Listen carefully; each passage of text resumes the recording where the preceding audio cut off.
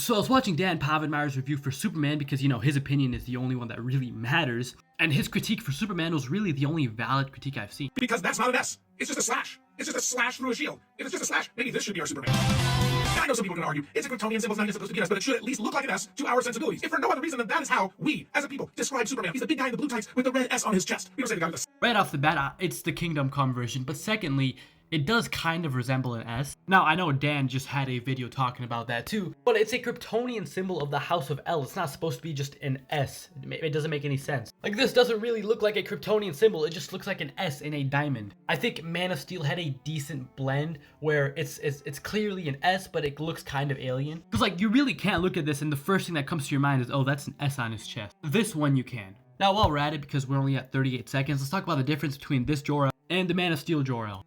The only thing that I like better about this one is that they actually speak a Kryptonian language and not just English. Though we didn't spend much time with them, so it's not hard to track. But I prefer this version of Jor-El because I like Jor-El being a good guy or someone that Superman can actually look up to. Like, he wears his father's symbol on his chest and he represents it with pride.